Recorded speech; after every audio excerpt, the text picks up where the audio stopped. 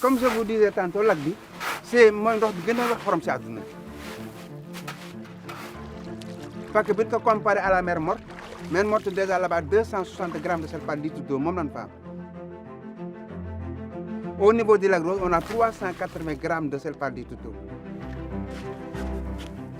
parce que chiffre annuel bi ñu fi exploité en sel c'est 60 000 tonnes de sel par an même boo defee benn jump ba si biir lac bi densité du sel bi moo lay remonter complètement à la surface. waaw man la Seydou depuis 2006 laa fi ñëw di liggéey si lac bi tibbukatu xorom la damay dem dugg ci biir tibbu xorom génn jaay. boo de karité bi boo gisee ma koy diwoo moo dafa gën quoi pour nga koy diwoo sinon ndox mi day yàq sa yaram moo tax ñu koy diwoo doo am benn jàpp doo am benn góom daal waaw si ñàkkaa diw moo ma def lii waaw moo tax diw bi dafa am solo moo tax ñu koy jëfandiku. jafe-jafe yi pour tibb xorom bi moom c'est multiple parce que nee naa la ndox bi dafa wex xorom de trop en plus l'eau de lac dafay garder chaleur bi ça conserve la chaleur même am na benn période de l'année boo ñëwoon mois de septembre avant muy taw law day dem ba 35-40 degré xorom bi ak tàngaay bi ne si lac bi dafay lakk seen peau bi sinon mu defe na ay picc yoo xamante que ni tu ne comprends pas donc obligatoirement ku si bëgg a préserver sa peau donc tu es obligé nga protéger avec des bœufs de carie mais surtout moom tu es exposé à tous les risques. waaw boo gisee gaal yi nag mu wutee gaalu géej fii nii mooy Lac Rose gaal yi mënuñ mel ni gaalu géej quoi parce que gaalu géej bi boo ko defee comme loolu day daanu parce que ndoxu lac bi daa diis gaalu géej nag ñu ngi koy defaree keseñ bii nag contreplaqué la day plat quoi moo tax du daanu. parce que bu dee sel marin bi quantité bi ngay am xëy na du bëri te temps bi muy def dafaa yàgg parce que su boobaa da ngay def ay champs de sel maanaam da ngay kidnapper eau de mer bi bàyyi ko fa un bout de temps le temps muy évaporé bu évaporé woo nga benn kuréel bu ndaw boobu tamit nga exploité si c'est au niveau du lac nag densité chaleur bi bu wàccee si lac bi rek cristallisation du sel bi ça se fait à la surface de l'eau donc par cristaux ndaw yoo na am léegi dafay damm bu demee day wàcc directement au fond de l'eau donc du jour au lendemain saa boo ñëwee au niveau de lac tu peux toujours exploiter du sel et ainsi le sel dafay régénérer wu quand on exploite une partie bien définie boo ko fermé boo ñëwaatee un bout de temps 45 jours bu yàggee ba yàgg dans cette même surface encore tu retrouves du sel. waaw fu mu toll nii maa ngi daj ci xorom bi bii moom dafa xaw a dëgër nag jàpp bi du yomb quoi dafa xaw a dëgër parce que xorom la lalu quoi si suuf ok. doo ko sol say matériel wàcc waaw comme yii 1m50 la mais fu mu toll nii dafa yokk lii weñ bi dañ ko suudee fer la mais dañ ko suudee takk ci dàll gi donc lii mu ngi 30 la léegi lii mooy 30 ci kawam lay taxaw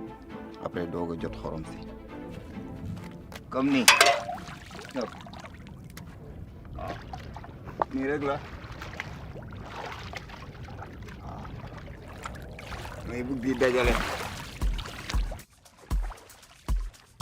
Bon, pour ça, on va remonter au 15e siècle. Parce que le lac et la mer, bras de mer, mais c'était de l'eau ruisselante. Donc, il y a une dund. Les 1960, nous avons une sécheresse. 10 ans, il n'y a pas plus. Donc, d'une sable bob, c'est des sables mouvants, avancé. Donc, c'est ce qui a complètement fermé le lac et la mer. Donc, à partir des années 80, le lac a changé de couleur. Et puis, dans cette sel aussi, il n'y avait plus de vie. Donc, du début jusqu'à maintenant, non la passé quoi. mais booy dajale sa loxo day oyof quoi te dafa am ban si suuf ban boobu nag foog nga oyofal sa loxo waaw boo ko defee nag xorom bi da ngay bàyyi ban bi si suuf da ngay xorom bi si kaw day dal di weer waaw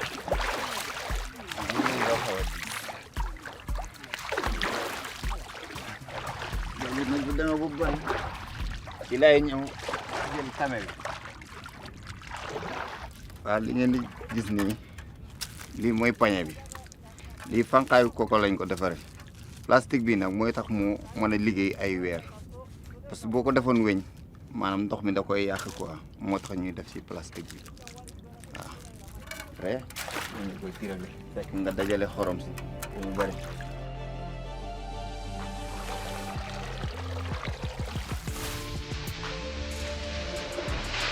Bon, le sel du lac Rose,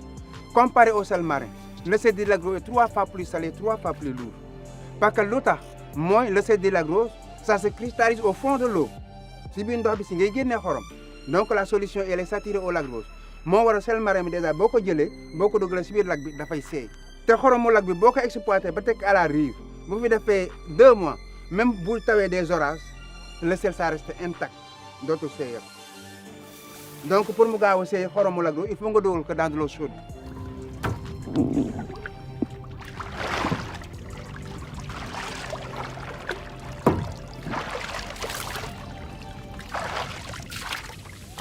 waaw boo gisee ñuy naan si ndox kii lac bi nii dafa tàng quoi te naan ndox mi daf ci baax trop sa tàngoor bi moo tax dañuy naan bu baax ñu lii nii ban la quoi li mooy nekk si suufu lac bi quoi te boo jeexalee xorom bi bii ngay daj waaw xorom bi moo nekk nii waaw boo gisee na mu rose algue bi nekk si lac bi moo wàcc si suuf moo jàpp xorom bi moo tax xorom bi rose mais boo ko yóbbee woon si kaw ni 2 jours 3 jours rek mu weex waaw nga séntu ci mu weex tal ba doo ko ci gis sax bidon bi bu ma liggéey boo jël temps tuuti rek damay dal di jël bidon bi xappoo ko si la ndox bi dafay yàq sama yaram te bi dafa tàng waaw mooy ndox mi rek moom lay sotteeku bu ma ko sotteeku damay dal di am jàmm waaw tàngoor bi day wàññeeku rek moo wàccaat continuer sama liggéey.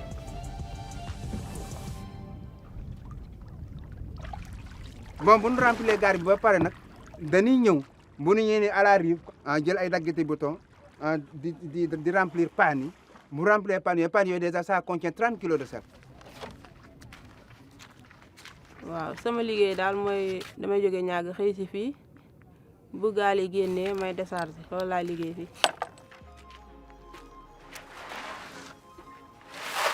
waaw gis ngeen paan bi nii moom laa yebee gaal gi nag fekkente ne paan bi la fanweeri kilo lay def mais fekkee gaal bi mën na def juróom-benn fukki paan noonu lañ koy liggéeyee.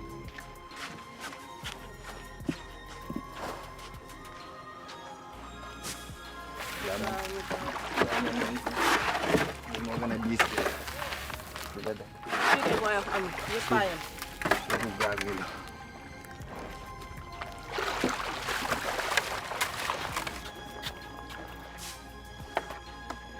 lac bi neexee ba neex day yenn 200 paan mais day metti danga koy topp mais loolu dafa metti tamit bu mu nekk première bi nii xam nga bii première la su ko defee première bi encore da ngay yéeg nga sutti ko mu nekk deuxième ba deuxième boobu matee après ñu maasalewaat ko nga yéegaat ko troisième nga def noonu ba mu nekk comme ça comme jali mag yi. Bon comme di nga di diin yi moom dafa am presque ay 2 mois pour mu mën a sec xorom bi ma ak couleur bu mu mën di génne si lac bi bu toogee si naaj wi quelque temps rek ça devient day weex moom couleur bu mu mën di amee ça va ça ne dérange pas après le reste bon travail jant bi la quoi jant bi moo koy blanchir parce que bu si à force mu si tapé di si tapé rek après le sel devient tout blanc. léegi aussi bi ñu defee benn étude ñu xool ni 65% de la population mondiale ont des carences en iode. iode benn produit la boo xam ne que ni dafay faj parce que la nga faj mooy dañoo gis ni ñi consommer le sel sans iode dañu am majeure partie ay problème goitre mooy bul yi xaw a néew yi noonu nu ni xorom bi ni lekk teemul iode moo koy faral di woo def et le plus pauvre parmi nous consomme journellement du sel donc pour aider ces derniers aussi il faut mettre de l'iode donc loolu mooy utilité iode bi pour ñu am carence en iode ak dàq maladie goitre bi quoi moo tax ñu iode sel léegi iode boobu nag puisque c'est en poudre dañ koy mélanger avec de l'eau bu ñu ko mélanger avec de l'eau def ko si pompe na da koy sotti si quantité de sel bi mu war a def léegi xorom bu demee ba weex nag comme paille ni noonu def l'autre jour nga gis ne ñëw ñii di toj ni ñoo def yoot sol si saako yi daal koy coudre ñëw ko yàpp ko si camion yi après l'exportation est faite. Bon, fi mu nekk on a plus de 600 personnes qui vivent à l'exploitation du sel parce que chiffre annuel bi ñu fi exploité en sel c'est 60 000 tonnes de sel par an. ñun Sénégalais ceebu jën rek la ñu bëgg bon ñu ngi koy xoromee xoromu Lac Rose ndax xorom bi mi ngi ñoree si biir lac bi ndax si ndox mi lay ñoree génnee si ndox mi ñu iode ko raxas ba mu set daal di togg comme ni ma fas yéene def tey jii ceebu jën Penda Mbaye la ñuy togg suñu plat national. waaw ma xëyee ba tey depuis maa ngi yeewu depuis 6 heures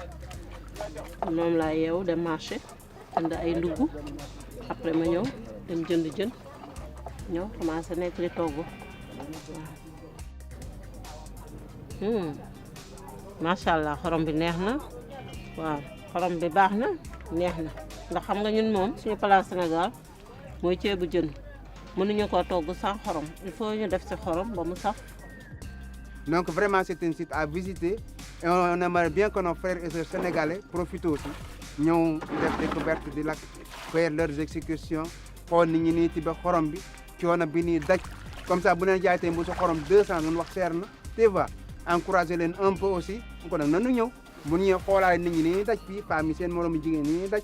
comme ça bu ñu yokk xorom bi sax mu jaay mbuus bi 200 au moins ça leur permet de gagner un peu leur vie.